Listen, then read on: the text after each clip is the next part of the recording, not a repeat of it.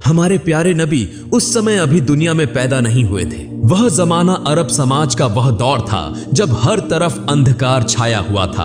उस दौर को अय्याम ए जाहिलियाह कहा जाता था, यानी अज्ञानता का दौर। अरब समाज में उस समय कोई कानून, नियम या नैतिकता नहीं थी। बेहयाई, गंदगी और अश्लीलता से पूरा समाज भरा हुआ था। उस समय औरतों के कोई अधिकार नहीं थे। उन पर विभिन्न प्रकार के अत्याचार किए जाते थे, यहाँ तक कि कई बार बेटियों को जिंदा दफन कर दिया जाता था। लोगों के दिलों में जरा भी प्रेम, दया या हमदर्दी नहीं थी।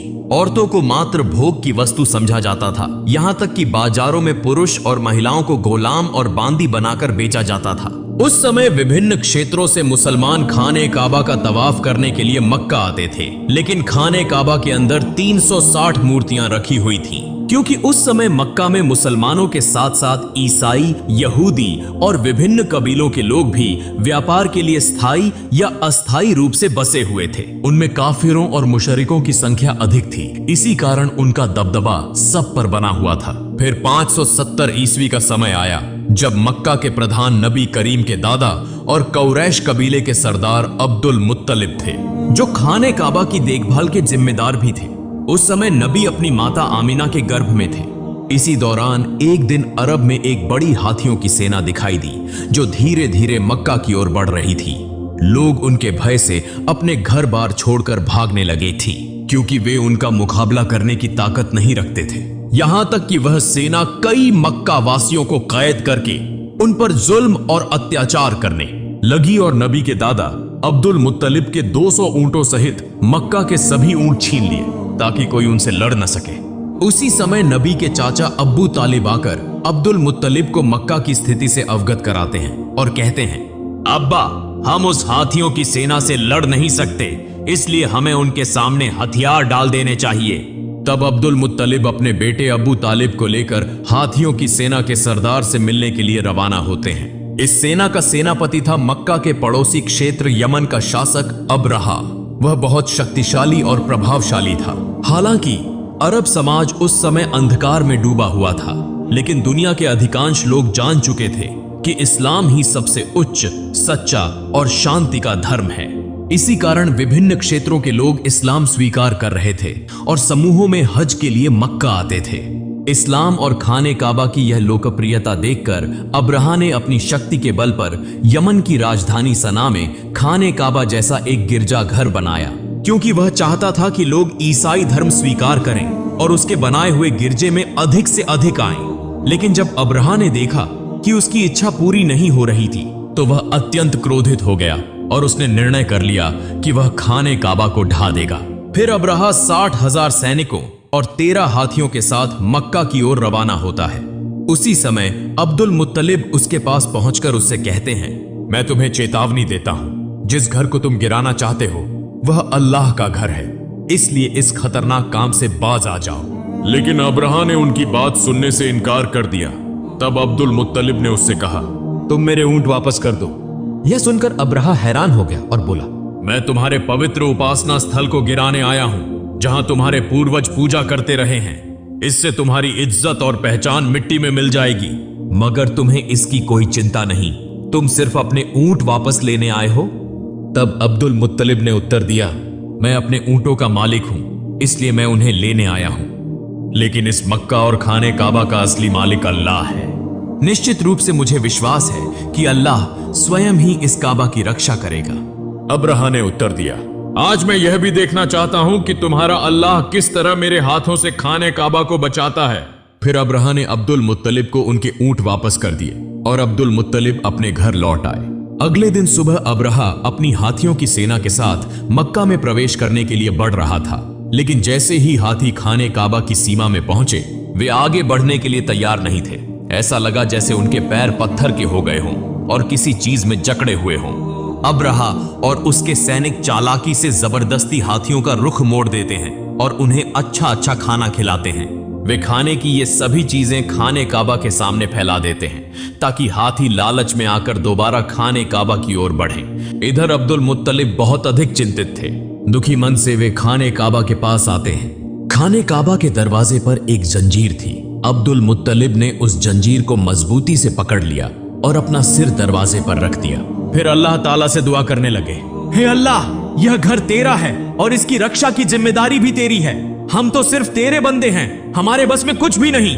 अब तू ही अपने घर की रक्षा कर। यह दुआ करते हुए उनकी आंखों से आंसू बहने लगे।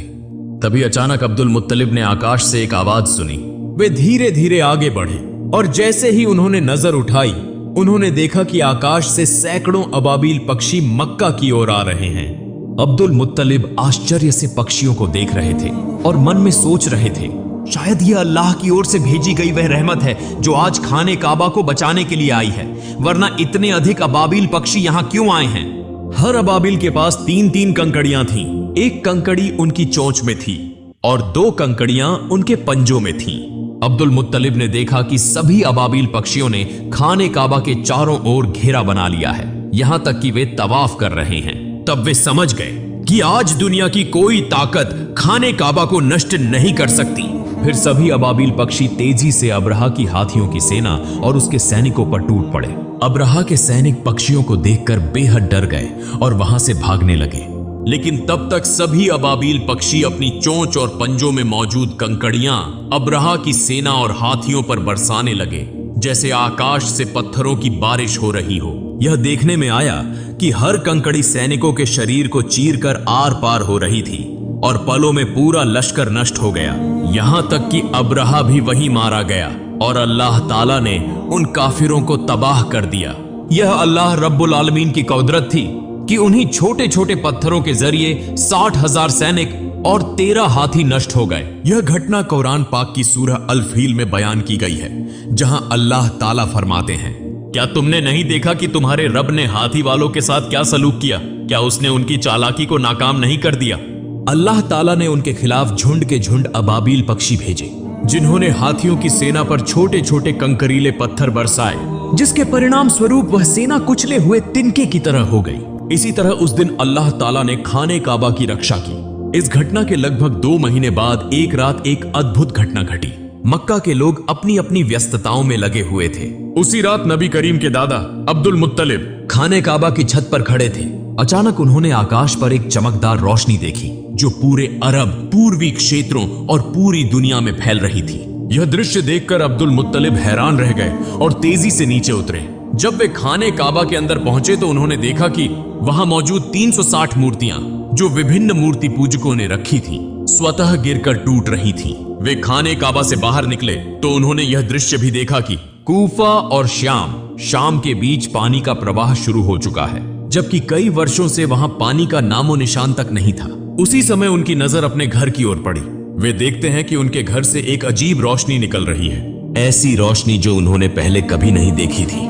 अब्दुल मुत्तलिब धीरे धीरे अपने घर की ओर बढ़ने लगे और जैसे ही वे दरवाजे के करीब पहुंचे, उन्होंने देखा कि अन्य बीबी आमिना की गोद में एक नूरानी बच्चा मौजूद है, जिसके शरीर से असाधारण रोशनी निकल रही है। यह दृश्य देखकर अब्दुल मुत्तलिब की आंखों से आंसू बहने लगे, क्योंकि इस अंधकारमय अरब समाज में चिराग बनकर आने वाले प्यारे नबी हजरत मोहम्मद दुनिया में तशरीफ ला चुके थे।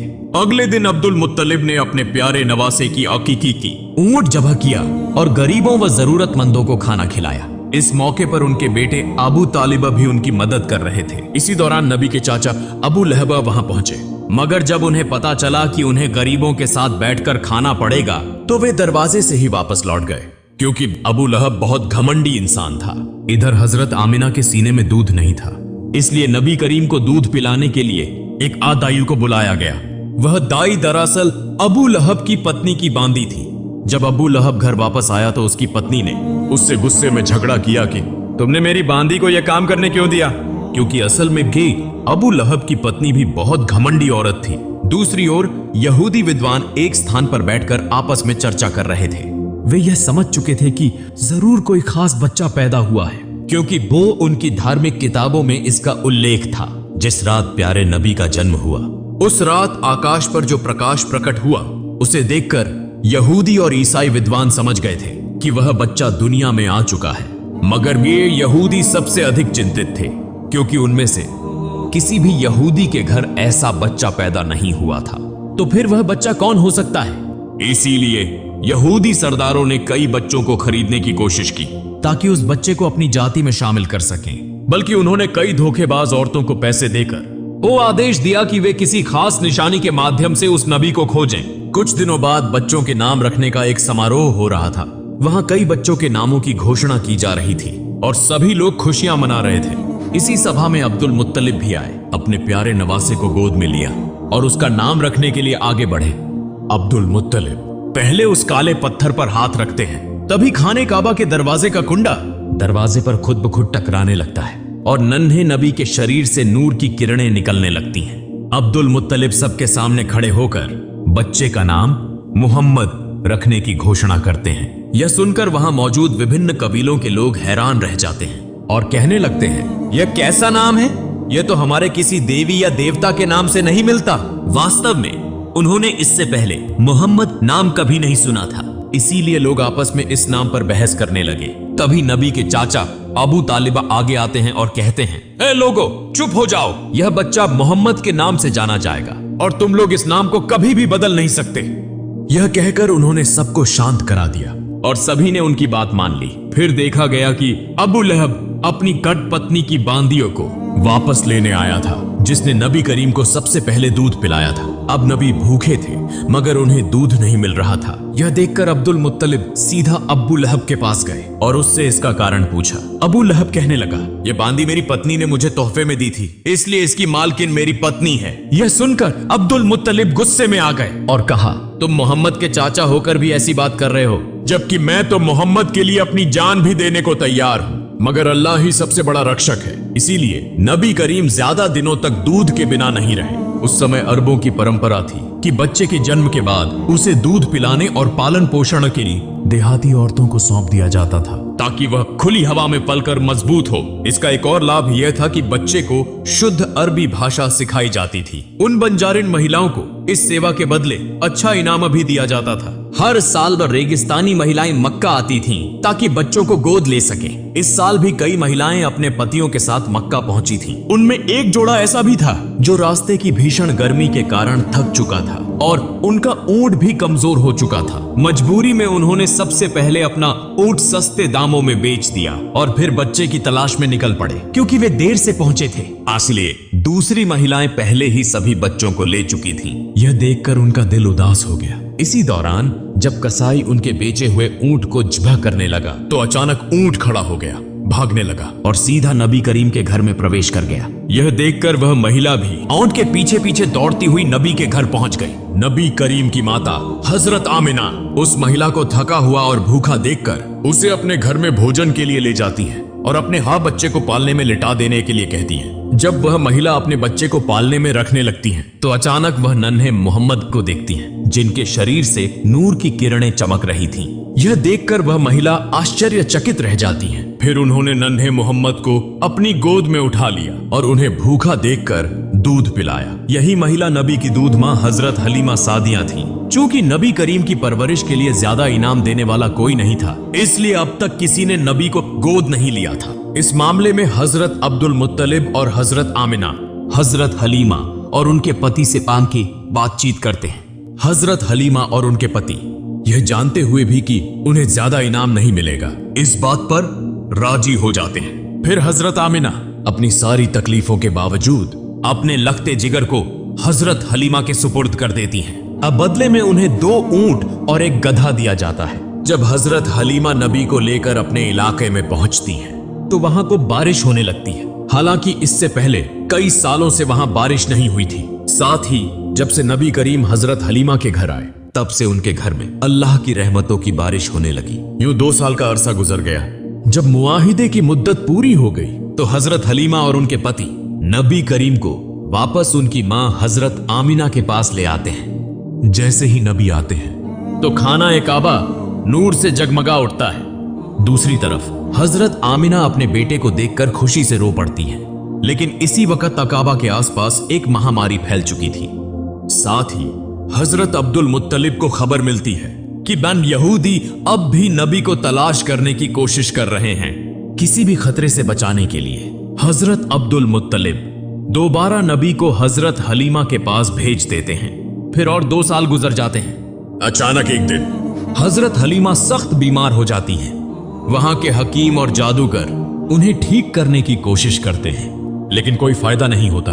यह देखकर नबी जादूगरों को वहां से हटा देते हैं। जैसे ही नबी हजरत हलीमा का हाथ पकड़ते हैं, वह अचानक पूरी तरह से सेहतमंद हो जाती है। यह देखकर जादूगर हैरान हो जाते हैं और तुरंत वहां से चले जाते हैं। और लेकिन वे समझ चुके थे कि यही वह खास बच्चा है, इसीलिए उन्होंने यह खबर यहूदियों को दे दी। यह सुनकर नबी को पकड़ने के लिए दुश्मनों ने हजरत हलीमा के घर पर हमले शुरू कर दिए। हजरत हलीमा और उनके पति ने नबी को बचा लिया, मगर वे आने वाले खतरों को भांप चुके थे। इसीलिए हजरत हलीमा के पति नबी को लेकर मक्का के एक पहाड़ की तरफ रवाना हो गए। मगर इस बार जब नबी को ले जाया जाने लगा तो हजरत हलीमा रो पड़ी। जब हजरत अब्दुल मुत्तलिब को यह खबर मिली तो वे नबी के पास पहुंचे और फिर नबी के साथ एक गुफा में तकरीबन 1 साल गुजार दिया। जब नबी वहां मौजूद थे तो घी से पूरा रेगिस्तान जिंदगी से भरपूर हो गया था। फिर एक दिन हजरत आमिना इस गुफा से नबी को लेकर मदीना आती हैं ताकि अपने रिश्तेदारों से मुलाकात करें और नबी के बीवी वालिद हजरत अब्दुल्लाह की कब्र की जियारत करें। दरअसल नबी करीम की पैदाइश से 2 महीने पहले हजरत अब्दुल्लाह तिजारत के सिलसिले में मदीना आए थे, जहां वह बीमार हो गए और इंतकाल कर गए। इसीलिए मदीना में ही उन्हें दफन किया गया था। हजरत आमिना यहीं बैठकर नबी को उनके वालिद के बारे में बताती हैं और कुछ वक्त नबी के साथ गुजारती हैं। लेकिन सिर्फ 2 महीने बाद हजरत आमिना अचानक बीमार हो जाती हैं और इसी बीमारी की हालत में मदीना से वापसी के दौरान रास्ते में ही हजरत आमिना का भी इंतकाल हो जाता है। चूंकि केवल 6 साल की उम्र में ही पैगंबर मोहम्मद अनाथ हो गए। लेकिन इसी दौरान जब यहूदियों ने पैगंबर पर हमला करने की कोशिश की तो पैगंबर मोहम्मद के चाचा हजरत अबू तालिब ने उन्हें रोक दिया। इसके बाद हजरत अबू तालिब पैगंबर को लेकर मक्का वापस आए और उन्हें उनके दादा हजरत अब्दुल मुत्तलिब के सुपुर्द कर दिया। पैगंबर मोहम्मद और हजरत अब्दुल मुत्तलिब हमेशा साथ रहते थे, यहां तक कि काबा की देखभाल, हज के लिए आने वाले जायरीनों की सेवा में पैगंबर अपने दादा की मदद किया करते थे। लेकिन एक दिन जब हजरत अब्दुल मुत्तलिब तवाफ़े काबा कर रहे थे तो वह अचानक बीमार हो गए। इसी मौके का फायदा उठाते हुए पैगंबर के अहंकारी चाचा अब्बू लहब कुरैश का सरदार बनना चाहते थे। लेकिन जल्द ही हजरत अब्दुल मुत्तलिब पैगंबर को हजरत अब्बू तालिब के हवाले कर देते हैं। कुछ दिनों बाद हजरत अब्दुल मुत्तलिब का इंतकाल हो जाता है। चूंकि केवल 8 साल की उम्र में पैगंबर मोहम्मद बिल्कुल अकेले हो जाते हैं। इसके बाद पैगंबर अपने चाचा हजरत अबू तालिब के साथ मक्का में रहने लगते हैं। वहां पैगंबर को बकरियां चराने सहित विभिन्न काम करते थे। लेकिन एक दिन पैगंबर देखते हैं कि उनके अहंकारी चाचा अबू लहब सुवैबा नाम की एक बांदी को किसी दूसरे के हाथों बेच रहे हैं। सुवैबा का पति अबू लहब से बार बार विनती करता है कि वह उसे न बेचें क्योंकि वह बीमार थी। अबू लहब जवाब में कहते हैं, अगर तुम मेरे पैसे वापस कर दो तो मैं उसे नहीं बेचूंगा। तभी पास खड़े पैगंबर कहते हैं, चाचा आप उन सुवैबा को आजाद कर दें, मैं खुद आपकी रकम वापस कर दूंगा। पैगंबर मोहम्मद की इस महान दरिया दिली की वजह से सुवैबा को आजाद कर दिया जाता है। दरअसल सुवैबा वही महिला थी जिन्होंने सबसे पहले पैगंबर मोहम्मद को दूध पिलाया था।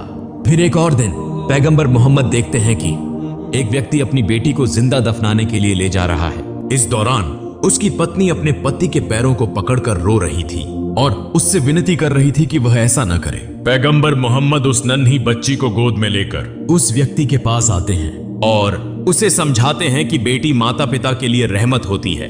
पैगंबर की बातें सुनकर उस व्यक्ति का दिल मोहब्बत और रहमत से भर जाता है और वह अपनी बेटी को खुद अपनी गोद में उठा लेता है। इस तरह समय बीतता गया और पैगंबर की उम्र 12 साल हो गई। इधर उनके चाचा अब्बू तालिब चूंकि एक व्यापारी थे तो अरब की परंपरा के अनुसार वह हर साल शाम सीरिया की यात्रा किया करते थे। इस बार पैगंबर ने जिद की कि वह भी सादिक अपने चाचा के साथ शाम जाना चाहते हैं। चूंकि यात्रा की शुरुआत हुई, रास्ते में वे बुसरा नामक एक जगह पर रुके जहां एक चर्च में एक यहूदी धर्मगुरु रहता था। उसने पैगंबर और उनके चाचा अब्बू तालिब सहित पूरे काफिले को खाने की दावत दी। जब उसने नन्हे मोहम्मद को देखा तो वह तुरंत समझ गया कि यही आखिरी और सबसे महान पैगंबर हैं। यह वही बात थी जो उनकी धार्मिक किताबों में लिखी थी, जो उन्होंने अपनी आध्यात्मिक दृष्टि से महसूस की थी। फिर उसने हजरत अबू तालिब से कहा, मोहम्मद तुम्हारी पनाह में है, इसलिए तुम्हें और ज्यादा सतर्क रहने की जरूरत है। और यह भी कहा कि तुम्हें मोहम्मद को लेकर शाम नहीं जाना चाहिए, क्योंकि वहां के यहूदी उन्हें नुकसान पहुंचा सकते हैं। यह सुनकर हजरत अबू तालिब ने अपना इरादा बदल दिया और वे वापस मक्का लौटने लगे। लेकिन रास्ते में वे उस यहूदी धर्मगुरु को घायल अवस्था में देखते हैं, जिसने बार बार पैगंबर मोहम्मद को नुकसान पहुंचाने की कोशिश की थी। यह देखकर पैगंबर अपनी सवारी से उतरते हैं और उस यहूदी के मुंह में पानी डालते हैं, फिर उसे समुद्र के करीब ले आते हैं। वहां पैगंबर देखते हैं कि एक महिला और उसके 2 बच्चों को जंजीरों से बांधकर एक मूर्ति के सामने रखा गया था, ओबली के लिए। दूसरी तरफ वहां के मछुआरों का कबीला पूजा कर रहा था, ताकि उनका देवता यह बलि स्वीकार करे और उन्हें अपार धन प्रदान करे। हाँ, लेकिन जब प्यारे पैगंबर हजरत मोहम्मद ने यह दृश्य देखा, यह देखकर वहां के मछुआरों ने पैगंबर को रोकने की कोशिश की, मगर तभी समुद्र की एक जबरदस्त लहर उठी, जिसकी तीव्रता से वह मूर्ति जमीन पर गिरकर टुकड़े टुकड़े हो गई। यह दृश्य देखकर वहां के पुजारी डरकर अपने घरों में छुप गए। कुछ देर बाद जब वह समुद्री तूफान थमा, तो लोगों ने देखा कि असंख्य मछलियां तट पर इकट्ठा हो गई हैं। यह देखकर मछुआरे हैरान रह गए और जल्दी से वे मछलियां पकड़ने में व्यस्त हो गए। दूर खड़ा वह यहूदी धर्मगुरु भी यह सब देखकर दंग रह गया। वास्तव में यह सब पैगंबर की दुआ की बरकत से हुआ था और यह अल्लाह ताला की कुदरत की एक निशानी थी। अंतिम दृश्य में दिखाया जाता है कि हजरत अबू तालिब बूढ़े हो चुके हैं और वे काबा के सामने खड़े होकर मक्का के सभी लोगों को बुला रहे हैं कि अब बिना किसी झगड़े के इस्लाम के रास्ते पर लौट आएं और एक शांतिपूर्ण जीवन व्यतीत करें। और लेकिन तब भी मक्का के कुछ सरदार हजरत अबू तालिब और हजरत मोहम्मद को झूठा साबित करना चाहते थे। लेकिन उस समय तक मक्का के अधिकांश लोग यह समझ चुके थे कि हजरत मोहम्मद ही आखिरी और सबसे महान पैगंबर हैं और ये उनका धर्म ही सबसे सच्चा, सबसे महान और शांति का धर्म है।